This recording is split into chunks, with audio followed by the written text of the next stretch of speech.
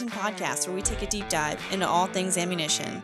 I'm your host, Audrey Mayes, and today I'm in a room full of engineers. We have the head of research and development, John Langenfeld, and research and development engineer, Logan Henry. So nice to have you guys back. Our rifle roundtable episode was well received. I heard that. For 308. And so I read the comments, obviously, and our viewers really want to hear about 7mm Remington Magnum. And that's what we're here to talk about today. My question is, why is it so hot and heavy? Why am I getting 3 comments a day about we need to talk about 7mm Remington Magnum? I mean, I would say it's obviously very popular. It has been since it was released in 1962. A little bit of history on it. I guess you could say it was actually released with the Remington 700, which is obviously one of the probably most popular guns ever manufactured. So oddly enough, it was actually conceptualized by a guy named Les Bowman. So he was an outfitter at a camp that they called Elk Heaven. So where I'd like to be. He noticed that, a lot of the people using some of the larger cartridges, it didn't seem like they were able to control their gun very well. But whenever you went, 270, 30-06, they wanted a little more punch than that. So he necked down a cartridge to 7mm. And it worked very well. He was good friends with one of the engineers at Remington, and he really pushed for that. So, Remington having released the 280 as well, they were a little reluctant to come out with another caliber in the 7mm space, but they went along with it. And I guess that with the release of the 700 made it wildly popular. So, a lot of articles I've read and stuff say that it was actually kind of, I guess you could say, the start of the 7mm space where it really got popular. No, before that, 7mm cartridges were not very popular. Mm-hmm. Not in the U.S. Yes. Yeah. So were they popular overseas then? Yeah. I mean, there's, the 7mm Mauser, 757, widely popular. Europe, I mean, very famous, like Walter Bell shot a bunch of elephants with the 757. So yeah, it just didn't seem to catch on. Like we were 30 cal, we were in, just not non-metric, didn't seem to just really take off. People didn't attach to it. And, you go back, you talked about the 280, Remington originally called that the 7 Express, and just, didn't seem like it had a lot of popularity. And so at the time, it was like, well, maybe we should just change the name. Mm-hmm. And they did, 280 Remington. Now, I think that it still was overshadowed by the 270 and popularity. Of course, everybody knows like O'Connor latched onto it and really pulled it along with him in his career. Right. But the 280 is no slouch. It's very similar to the 270, except different caliber bullets, 277 up to 284. So in a 30-06 case, so standard velocity. But, yeah, like Logan said, up until the Remington Magnum, you just didn't see a lot of popularity of a mainstream cartridge in metric that really had a lot of interest. Yeah, and there were a lot of Wildcat cartridges similar to the Remington Magnum, like you said before that. Do you guys know? Oh, yeah. Were? I mean, you can go back and read stuff about like Warren Page and the Mashburn cartridges, the Super Magnums, and having different lengths. Mm-hmm. Of course, the parent case would be back to the H&H case, the 300, 375 belted Magnum. So it headspaces off the belt instead of the shoulder. And then, that cartridge has been used to commercialize a ton of what we know today, 264s, 338s, 300s, 7mm, just the full gamut of different lengths. The Weatherbys, not all of them, but your bulk of them were also off of that H&H case. And so the Remington Magnum kind of falls what we know is into the shorter family of Magnum. The original H&H was full length, so it was the longest. And I brought some examples just to show you of length, but it was the longest. Because the H&H, it was full length. And then if you go down to the middle length, people would know that today is the same length as like a 300 Win Mag. Okay. And then the shorter length is where the 7 Remington Magnum falls into, which you're going to have other cartridges in that category, like the 338 Win, the 264 Win. They're also down in that length as well. So if you go back into the Mashburn days and the Wildcat days, they had them all. You had all the different lengths. I think the modern, which we don't make a lot of it anymore, that's the full length 7 is the STW.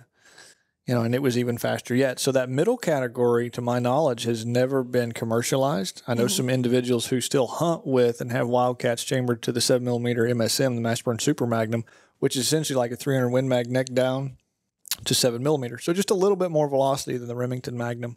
But that gives you just a little bit of insight and kind of history into the parent case, where it comes from, Remington's path with it. Remington's always had a long history of taking Wildcats, working with riders, and kind of adopting cartridges, taking them out of that Wildcat form, commercializing them, getting things SAMI approved. And even to this day, from a Magnum standpoint, I don't know the numbers off the top of my head, but it's still one of the most popular big runners that we make in a Magnum category. And, we were talking right before this about, well, what's a Magnum? What's that mean? And, if you go back to the champagne bottles, big champagne bottles, Magnum. So bigger, better, more powder, faster, that's Magnum. And relative to the time when they came out, you were comparing things to cartridges that were off 30-06 cases and things like that. So you hadn't got up into ultra Magnum size cases off 404 Jeffries. That came many later in years relative to the Remington Magnum. But regardless, great cartridge, and you say, why do people like it? Yeah. You can, in my opinion, the 7 Rem Mag is one of those cartridges that you can use it for everything but dangerous game. In my opinion, you can, deer, you can hunt elk, you can hunt moose, you can take it to Africa, you can use it on plains game. It's a mild recoil Magnum, in my opinion. The grain weights, you can go from 140 up to 175s that cross into, you're overlapping with 30 cal. So when you do that, you're going to get a higher sectional density. You're going to get a better ballistic coefficient. So it's a more aerodynamic bullet. And so based on all those things, there's cartridges that are slower. Sure. And then there's cartridges that are faster. So it kind of falls in the middle. And 7mm, if you start comparing, it's BC, so it's to weight ratios and your sectional densities, it does good. So you get adequate penetration, it flies flat. It was designed back in the day before all these real heavy for caliber, long. We're not shooting 1,000-yard type stuff, and probably back at the time, recoil wise, we talked about it kind of going head to head with the 264 Win Mag, which is a 6.5, it's a 6.5 millimeter. Kicks a little more than that, but probably the Magnums that were around were probably up in 30 cal. So your 300 Weatherby, the original 300 Magnum, the H&H, and so significantly less recoil than those. But being used by people that were, like I said, Weatherby Award winners like Warren Page and things like that. So, great cartridge, a ton of games been killed with them. And,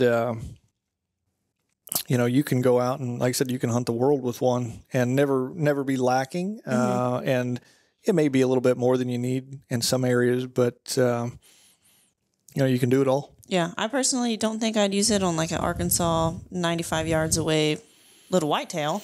But you could. Yeah, absolutely. But you could. It would get the job done. Yeah.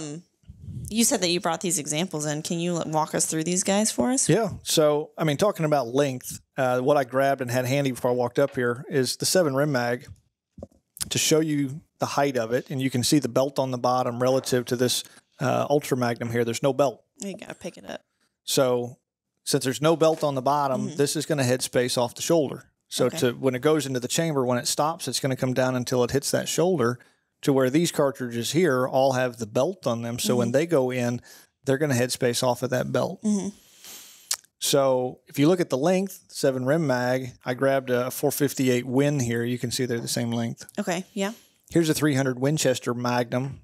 That's your intermediate length. You can see it's a little bit taller. Yeah. So look at the shoulder position. So that would be similar to that old Wildcat, the Mashburn Super Magnum.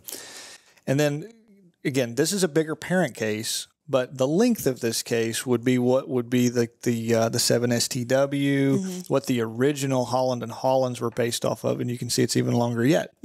So you can go in with any one of these, variants and change the shoulder, change your length, and you're going to create all different kinds of velocity levels, and that's what wildcatters usually do. They're changing caliber, they're necking them down, they're necking them up, they're changing the shoulders, changing the angles, different powder capacities, running at different velocities, and then if something catches on and, back in the day during kind of, the horsepower race of the arms race, 270, 270 from Winchester, 280 from Remington, 264 from Winchester.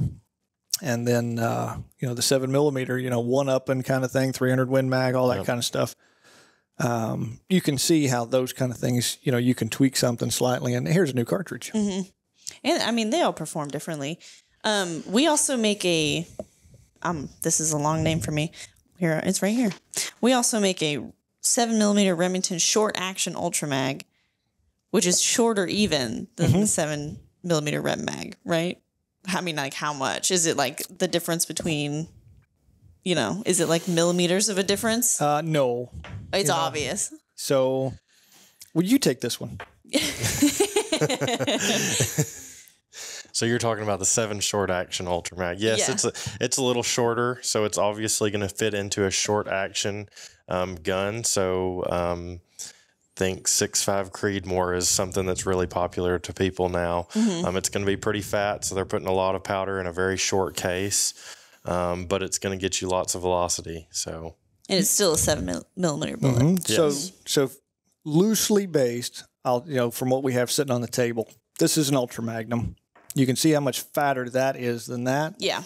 Than your standard H&H. So the Psalms, SAUM, is it's close to the 404 Jeffrey case in body diameter. And so when you have a bigger body, you can shorten up the length of the case and get a more efficient burn. You can use a shorter barrel and end up with similar performance from a velocity standpoint than a cartridge that's skinnier and longer. Because you can still fit the same amount of powder in it? Well, it's usually less, a little bit less. But since you get a more efficient burn, you end up with more velocity per grain of propellant. And by efficient, you mean burn faster? Efficient being, kind of think of it like gas mileage. Okay. Like we can go the same distance, but if I'm driving my truck and you're driving a car, you're more efficient than I am. So we can get, to the same place with a standard length Magnum, or you can take a short mag that's a little bit bigger. Short Magnum's like that car. It's more efficient. So we're going to get to the same speed. However, the short Magnum can do it with a little less fuel because of the length to the diameter ratio of the powder column. Gotcha.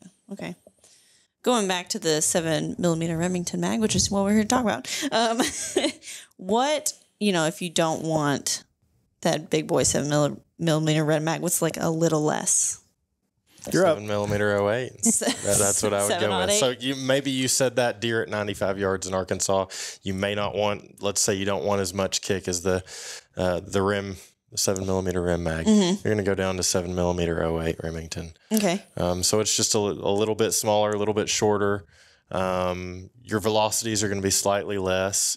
But, for your deer, your smaller game, stuff like that, it's absolutely going to be more than adequate for that. Yeah, I mean, you got some numbers here you could throw out there. So a 140 and a 7 Rim Mag, just a core locked, we're quoting a muzzle velocity of 3175. Classic core Yeah, lock. versus a 140 and a 7mm 08, you've got 2860. Okay. So a little less velocity. But it's, we're here in Arkansas. For anything you're going to shoot in Arkansas, a 7mm 08 will absolutely handle that. But if you want a 7 Rim Mag, we got to watch sales now. You don't need all, But yeah, you're right. It's less recoil. You're shooting the same bullets at the same caliber. You're just shooting them slower. So which last time we talked about the 308, the 708 is that 308 case necked down to 7mm. So from .308 to .284. Gotcha. Okay. That makes sense. That's where the name came from. And, we referenced the last time the 308 and the 30-06. And so, your longer standard cartridge is going to be your 280 Remington. So you look at what the 280 is, it should be very close to a 708. It's at 3,000 here in the back of the catalog. So 2860 to 3,000, 7 rim mag. With a 140 was what, 3175? Yeah. So you can see you're running up. And then if you even go bigger, we've got bigger things. We've got, the STW I talked about, which is not listed in here anymore, was even faster yet. But we do still do some 7 Ultras that are even higher yet. We don't see the 140 core locked in here, but there's a 150. Well, it's a 3230. I mean, so it's heavier and it's even faster yet. But it's a bigger parent case. So you got slower 708, 280 with the Remington name on them. The 7 Mauser is very close to a 708, slightly lower pressure. Still a great cartridge. Big history there. That one's still used today. Not as popular, but it's kind of a mid-length cartridge that you can shoehorn it into some short actions, but is really not long enough to justify a long action. Yeah. So, and if I wanted to, you said that you wouldn't shoot dangerous game with a 7mm Rem mag. Is there a Remington offering that's bigger? Oh, bigger that you would? Well, you can go up into the Ultra mags. Okay. Probably your 375 Ultra. I don't know that we've got any. Well, the 416. Gosh, my mind just went blank. Yeah, duh. So the 416 Remington Magnum. That is probably going to be your bread and butter dangerous game cartridge. Big bones, big skin. Yeah, you're talking buffalo. Cape buffalo. You could take it brown bear if you want to go to Alaska with it. Elephant. It's tried and true dangerous game. That's probably the one that Remington's probably most famous for in a dangerous game cartridge, a big boy.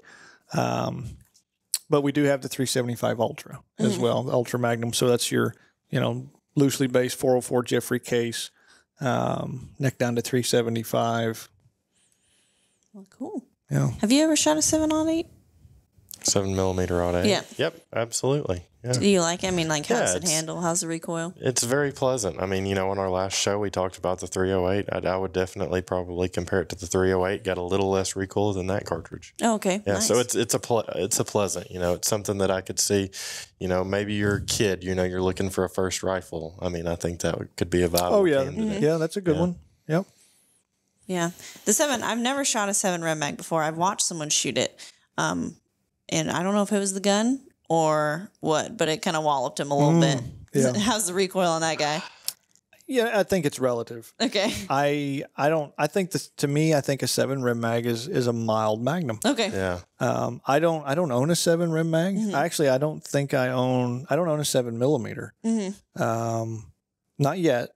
I've kind of bracketed it though. I've been running 270s and I've been running 30 cals. And so to me, the 7 was it's right in the middle. And so I don't need a 7 because I've got both ends of it. Where if you want the deer cartridge, and so probably my next big game rifle, I'll do the 7 rim mag, and then I'll have one. I've shot them, and again, I think my primary is a 300 Magnum, and there's less recoil, right? To the 7. But day in, day out, I think that the performance on game, now I'm not killing game with the 7, but I'm just going to say, generally speaking, I don't think you're going to notice the difference. So you are going to notice a difference in recoil.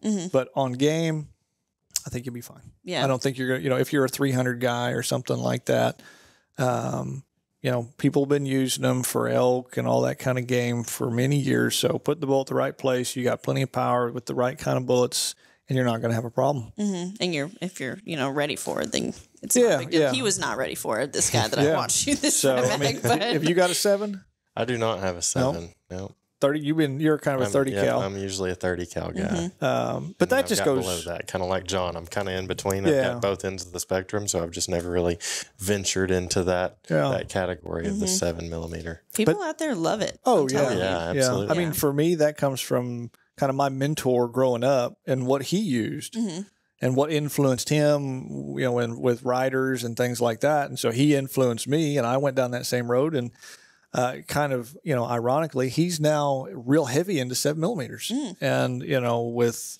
rim mags and mash burns and 28 nozzler and all that. You know, and it's just like 7mm, all about it. You know, and so and made the comment like I think he said one time like I wished I would have given the 7mm a little bit more of an opportunity, you know, 30 years ago when he was earlier in his hunting career, that he probably would have used it more than he thought he would have, you know, because he was primarily a 300 Magnum type guy, or, you know, down to 270. Right. Yeah, I like that. It's kind of middle of the road there. So Yep.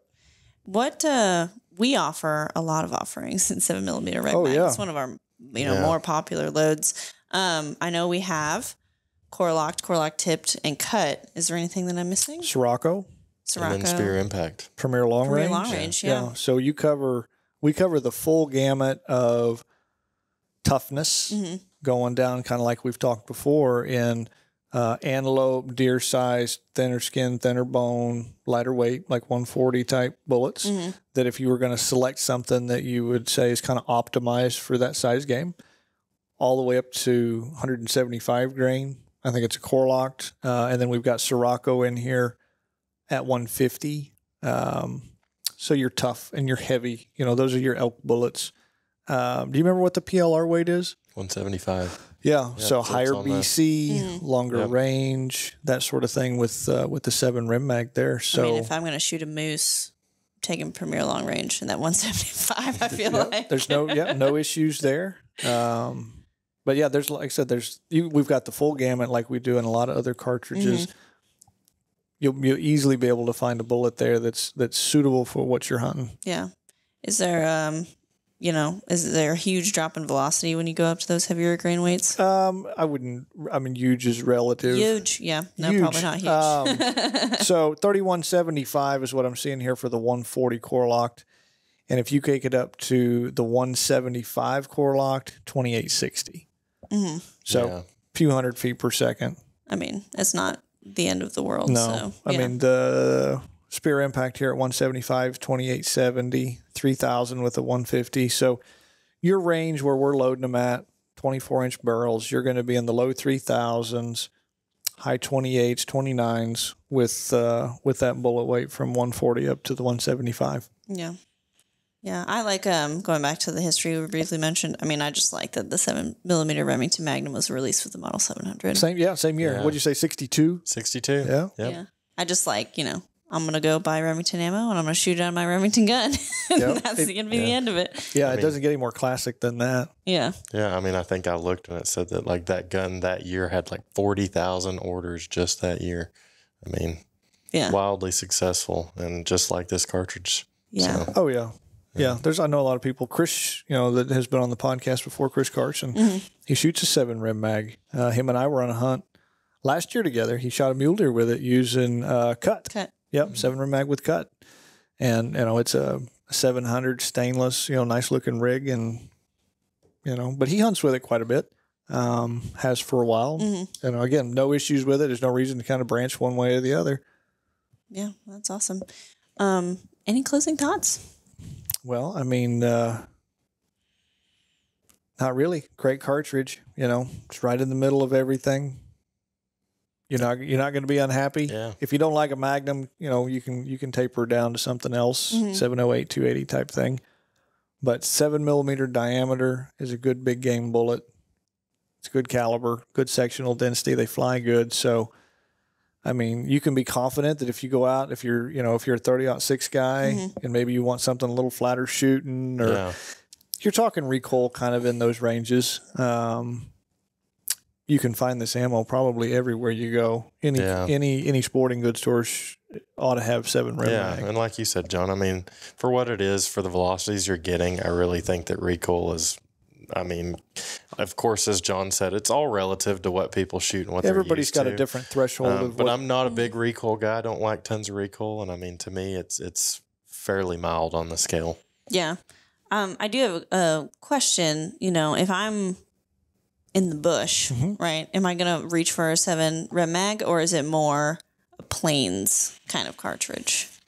Oh, it's probably more plains. Okay. Yeah. But, I mean, there's no reason you can't use it. Sure. Like I said before, if you handed me a 7 rim mag and said this is the only thing you can have to hunt big game outside dangerous game, I would be fine. What are you classifying as dangerous game? Cape buffalo, lions, elephants, Okay. That sort of thing. Yeah. In a lot of countries in Africa, your minimum that you can actually legally use on dangerous game is a 375. Oh, wow. Okay. So that's what I call dangerous game. It's just I guess it's kind of a just general lumped up term. I mean, a lot of people think of Africa when they say dangerous game. So yeah, buffalo, lions, big bears.